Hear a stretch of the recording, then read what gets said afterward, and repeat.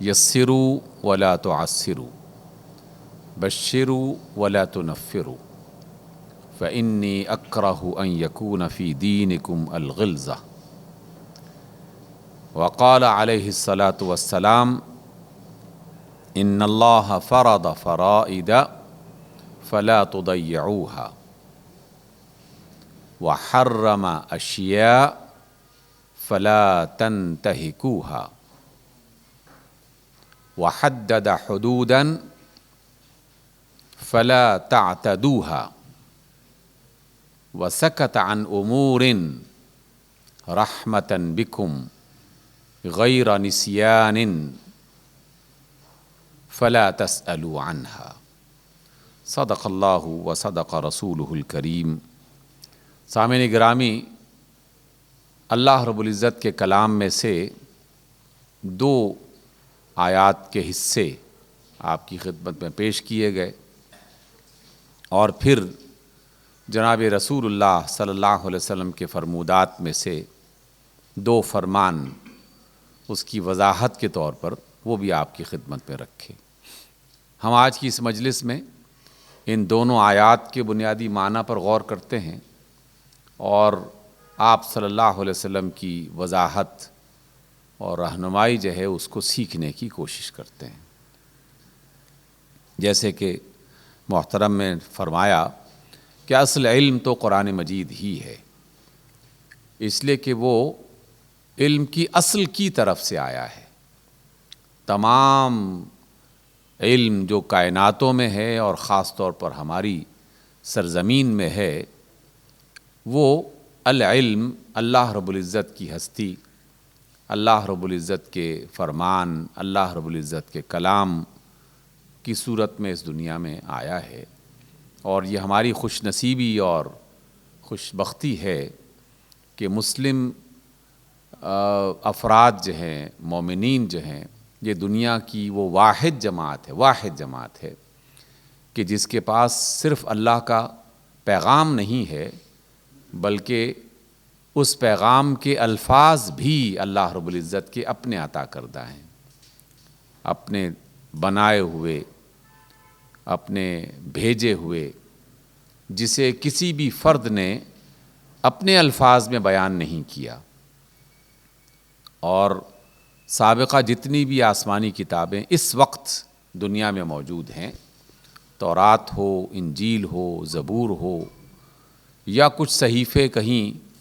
جناب موسیٰ علیہ السلام کے حوالے سے جن کا ذکر ملتا ہے، اور بعض قدیم لائبریریز میں ان کے کچھ اوراق مل جاتے ہیں، ان سب کے بارے میں یہ تو کہا جا سکتا ہے کہ یہ اللہ کا پیغام ہے، لیکن یہ نہیں کہا جا سکتا کہ یہ الفاظ اور جملے اور عبارتیں یہ بھی اللہ رب العزت کی طرف سے ہیں۔ یہی وجہ ہے کہ اللہ رب العزت نے اپنے کلام کو جو فضیلت عطا کی وہ اپنے ذات کی نسبت سے فضیلت عطا کی ہے، اور ہماری عبادات کا، ہمارے ذکر اذکار کا اسے حصہ اس لیے بنایا کہ کوئی بھی شخص اپنے رب سے کوئی بھی بات اپنے لہجے میں، اپنی زبان میں کہہ سکتا ہے، اجازت ہے اس بات کی، لیکن اللہ تعالیٰ کو یہ بات پسند ہے کہ اگر کوئی شخص اس سے مخاطب ہونا چاہے تو اسی کے عطا کردہ اور سکھائے ہوئے الفاظ کی شکل میں اگر وہ کہے گا تو وہ زیادہ قبولیت پائے گا، اسے زیادہ بہتر سمجھا جائے گا۔ اور یہ اللہ کی سنت ہمارے پہلے جو آپ اسے جد امجد کہہ سکتے ہیں جناب آدم علیہ السلام، وہیں سے اللہ نے اختیار کر رکھی تھی۔ آپ نے قرآن یقیناً پڑھا ہے اور سنا تو کئی بار ہوگا۔ اللہ رب العزت نے ایک سے زیادہ مرتبہ قرآن میں یہ فرمایا ہے کہ جب جناب آدم علیہ السلام نے اس درخت کے پھل کھائے یا اس کے قریب گئے تو انہیں فوراً احساس ہوا کہ کوئی غلطی ہو گئی ہے، یہ کام ٹھیک نہیں ہوا۔ اب شرمندگی تھی، ندامت تھی، لیکن اللہ تعالیٰ کے ہاں قبولیت کے لیے ایسا نہیں ہے کہ جناب آدم نے اپنے لفظوں میں معذرت کرنا شروع کر دی اور توبہ کرنا شروع کر دی۔ اللہ نے خود بتایا ہے قرآن میں کہ پھر ہم نے انہیں کچھ کلمات سکھائے اور ان سے کہا کہ ان کلمات کے ذریعے آپ استغفار فرمائیں۔ تو اس لیے پہلی بات جو میں آپ حضرات کے ساتھ شیئر کرنا چاہ رہا ہوں وہ یہ کہ جب بھی کسی بات کو، کسی پیغام کو قرآن مجید کی آیات اور اللہ کے کلام کے ساتھ جوڑ کر وہاں سے اس کی روشنی حاصل کی جائے گی تو وہ سب سے بہتر ہے اور سب سے افضل ہے۔ قرآن جو ہے یہ چونکہ جناب رسول اللہ صلی اللہ علیہ وسلم کی ذات گرامی پر، آپ کے دل پر نازل ہوا، آپ کی زبان پہ جاری ہوا، جو فہم سمجھ اللہ نے قرآن کے حوالے سے اپنے رسول کو عطا کی، یقیناً دنیا میں کسی اور انسان کے حصے میں وہ چیز نہیں آئی اور نہ آ سکتی ہے۔ اس لیے پھر اللہ کے کسی بھی فرمان کو اور اللہ کے کلام کو واضح کرنے کے لیے ہمیں جناب رسول اللہ صلی اللہ علیہ وسلم کی تعلیمات پر غور کرنا چاہیے، اور یہ دوسرا وسیلہ بن جاتا ہے۔ اور ان دونوں کو اکٹھا کیا جائے تو یہ ممکن نہیں ہو سکتا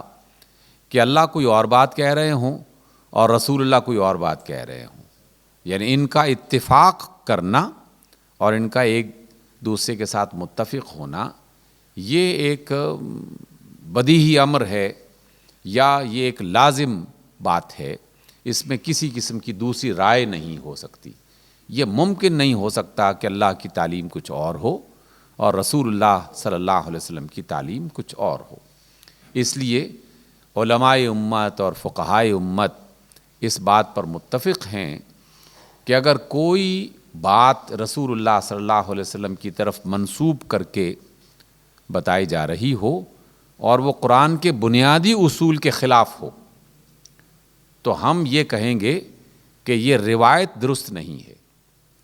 یا اس روایت کو بیان کرنے میں کہیں کوئی غلط فہمی ہوئی ہے، کیونکہ قرآن میں اللہ کا جو اصول ہے وہ کچھ اور کہہ رہا ہے اور روایت کچھ اور کہہ رہی ہے۔ اس بنیادی تمہید کو بیان کرنے کا مقصد یہ ہے کہ ہم ہر لمحے اور ہر گھڑی اس کو اپنی زندگی کا حصہ بنا لیں، اس کو شعار بنا لیں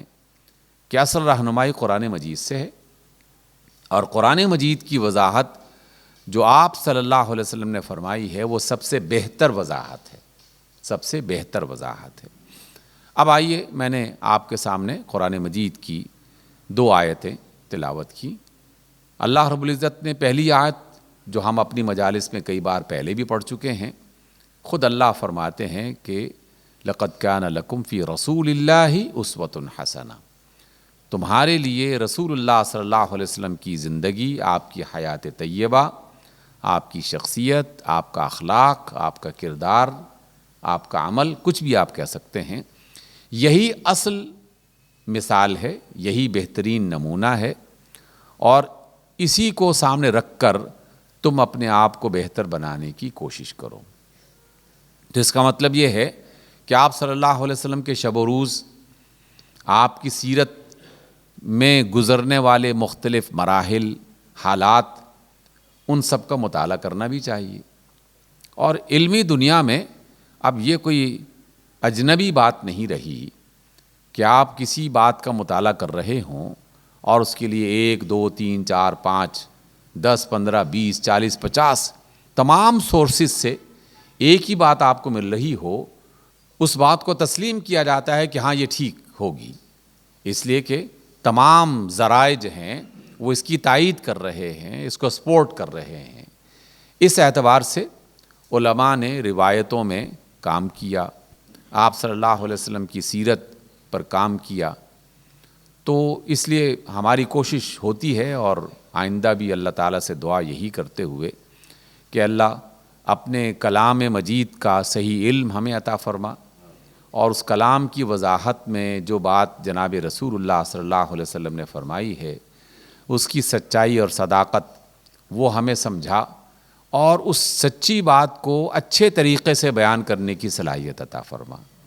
اس کی وجہ سے یا اس بنیاد پر ہم اپنی مجالس کو منعقد کر رہے ہیں۔ اللہ نے فرمایا دوسری آیت جو تھی کہ لا یکلف اللہ نفسا الا وسعها، کہ اللہ تعالیٰ کسی بھی جان کو اس کی طاقت سے زیادہ تکلیف نہیں دیتا۔ یہاں تکلیف دینے سے مراد ہے کہ اس کی ذمہ داری اس پر نہیں لگاتا۔ آپ کسی بھی فرد کو ایک ایسے کام کی ذمہ داری دے دیں جس کو پورا کرنے کی اس کے اندر صلاحیت نہ ہو تو یہ زیادتی ہوگی۔ ایک آدمی مکان نہیں بنا سکتا، آپ مکان کی تعمیر کی ذمہ داری اس کو دے دیں۔ ایک آدمی لفظوں کی بناوٹ نہیں جانتا، زبان کا علم نہیں رکھتا، آپ اسے کوئی مقالہ لکھنے کے لیے اس کی ذمہ داری لگا دیں۔ ایک شخص قانون کے بارے میں کچھ نہیں جانتا تو قانون کی وضاحتیں اس سے طلب کرنا شروع کر دیں۔ اسی طریقے سے زندگی کے تمام میدان جو ہیں، تو ہر میدان میں جس طرح ہم اپنی زندگی میں اس بات کا اہتمام کرتے ہیں کہ جو شخص جس کام میں مہارت رکھتا ہو اس کی ذمہ داری اس کے حصے میں آنی چاہیے، تو تب وہ اچھا نتیجہ پیش کرے گا۔ اللہ رب العزت کی طرف سے یہ کیسے ممکن ہے کہ اسے خبر ہو کہ یہ بندہ یہ کام نہیں کر سکتا اور وہ اس کی ذمہ داری اس پر لگا دے کہ تم نے یہ ہر صورت میں کرنا ہے؟ یہ ممکن نہیں ہے۔ اس اصول کی بنیاد پر شریعت مصطفیٰ علیہ السلام اور دین رب ذوالجلال یعنی اللہ کا دین اور محمد صلی اللہ علیہ وسلم کو سکھائی ہوئی شریعت یہ ایک اصول فراہم کر رہی ہے کہ اس کے جتنے بھی احکام ہیں وہ ہم اپنی زندگی میں اختیار کر سکتے ہیں۔ یعنی ہماری صلاحیتیں، ہمارا وجود، ہماری زندگی میں اللہ نے وہ تمام ذرائع اور اس کی صلاحیتیں ہمیں عطا کر دی ہیں جس کی وجہ سے ہم اللہ تعالیٰ کی کسی حکم پر عمل کر سکتے ہیں، رسول اللہ صلی اللہ علیہ وسلم کے کسی حکم پر عمل کر سکتے ہیں۔ کیونکہ اگر کوئی ایسا کام ہمارے ذمہ لگایا جاتا جو ہماری بساط سے زیادہ ہو، ہماری طاقت سے زیادہ ہو، تو یہ تو بذات خود غلط ہو جاتا۔ یہی وجہ ہے کہ اللہ رب العزت کی شریعت میں کوئی ایک حکم بھی ایسا نہیں ہے جو انسان کے بس سے باہر ہو۔ اگر وہ ان ذرائع کو استعمال کرتے ہوئے اللہ کے اس حکم پر عمل کرنا چاہے تو کر سکتا ہے، نہ کرنا چاہے وہ ایک الگ معاملہ ہے، لیکن اگر وہ کرنا چاہے تو وہ کر سکتا ہے۔ یہی وجہ ہے کہ اللہ رب العزت نے ہمیں ہواؤں میں اڑنے اور فرشتوں کی طرح آسمانوں کی سیر کرنے کا تک جو ہے نا وہ اس کی ذمہ داری نہیں دی۔ اللہ رب العزت نے ایسے تمام کاموں سے ہمیں آزاد رکھا۔ اور یہ بھی ہم کئی بار جان چکے ہیں کہ شریعت کے احکام بھی ہماری زندگی کے مختلف مراحل کے اعتبار سے بدلتے ہیں اور اس کے اصول ہمیں عطا کر دیے گئے۔ جیسے 10 سال سے کم بچوں پر نماز فرض نہیں ہے، 14 سال سے کم بچوں پر روزہ فرض نہیں ہے، ایک غریب آدمی پر زکوٰۃ دینا اور حج ادا کرنا یہ فرض نہیں ہے، ایک کمزور بیمار آدمی پر جہاد کرنا فرض نہیں ہے، اور اس طرح کی بہت ساری باتیں۔ تو جہاں جہاں کوئی کمزوری آتی ہے تو اللہ تعالیٰ کی طرف سے رخصت بھی ساتھ آ جاتی ہے۔ تو قرآن مجید کی آیت جو بتا رہی ہے وہ یہ کہ اللہ رب العزت نے ہماری طاقت کے مطابق ہمیں ذمہ داری دی ہے اور ہمیں اس کا مکلف بنایا ہے، یعنی ہم وہ کام کر سکتے ہیں تو فرمایا گیا کہ تمہیں یہ کام کرنا چاہیے۔ اب اس کی وضاحت کے طور پر میں نے نبی محترم علیہ الصلاۃ والسلام کے کچھ فرمان پیش کیے۔ آپ علیہ السلام کا ایک مشہور ترین فرمان ہے، انتہائی شاندار، خوبصورت اور ہمارے لیے مفید۔ ہم اکثر اسے نظر انداز کر دیتے ہیں یا پھر اس کا غلط معنی اپنے ذہن میں ڈال کر ہم اس کی تعبیر کو بدل کے رکھ دیتے ہیں، جو اللہ کا اور اس کے رسول کا مقصد نہیں ہے۔ آپ علیہ السلام کا فرمان ہے کہ یسروا ولا تعسروا، اے لوگو آسانیاں پیدا کرو اور مشکلات مت بناؤ، مشکلات مت بناؤ۔ بشروا ولا تنفروا، تم بشارتیں دو تاکہ لوگوں کو قریب کر سکو، اللہ کی رحمت سے قریب، دنیا میں زندگی اچھی گزارنے کے لیے انہیں اس کی افادیت سے آگاہ کرو تاکہ وہ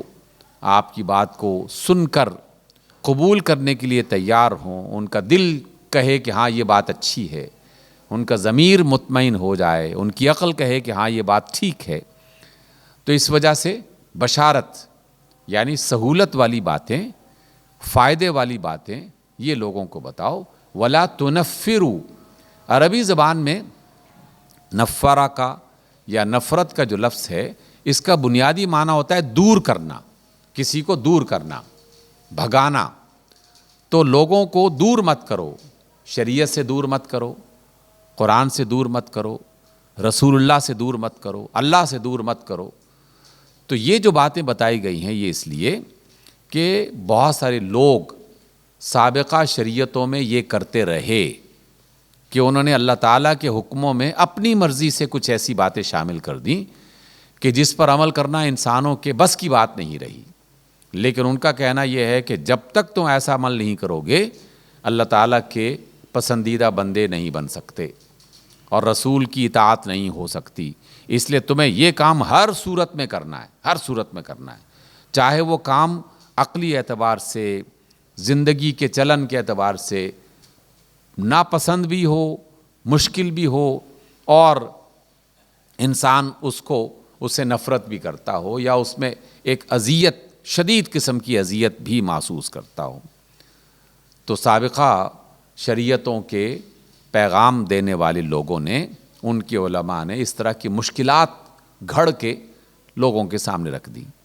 ایک چھوٹی سی مثال میں آپ کو دیتا ہوں، ہماری زندگی کے اندر یہ باتیں موجود ہیں۔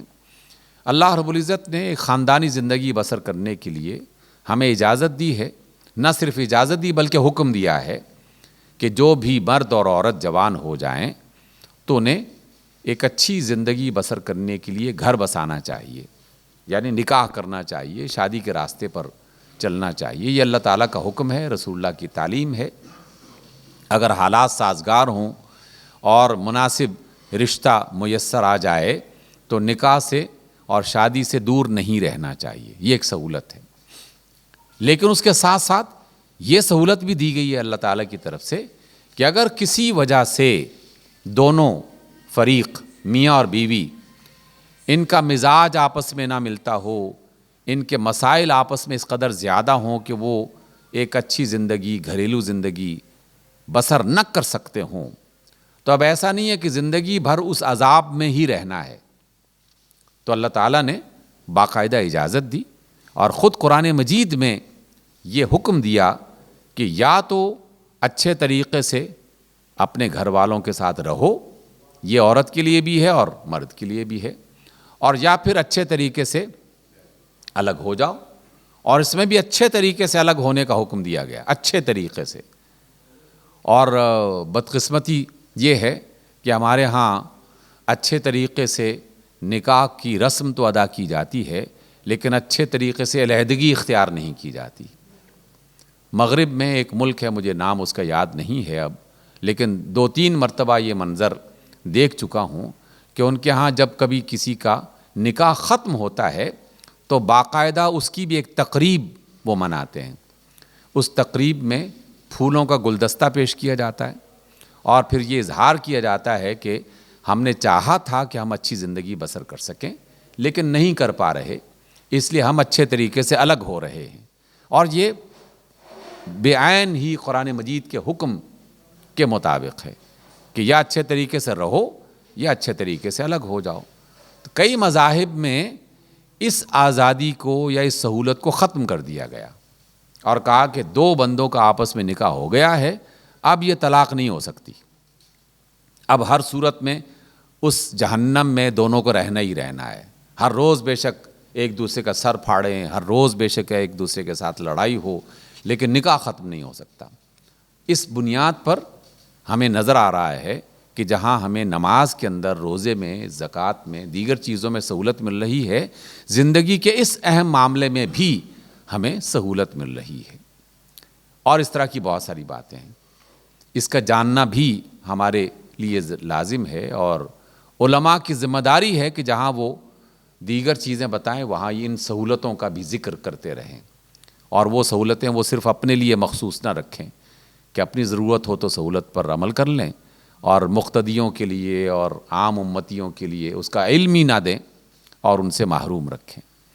لیکن اس کا ایک دوسرا پہلو بھی ہے، اور وہ یہ کہ کچھ لوگوں نے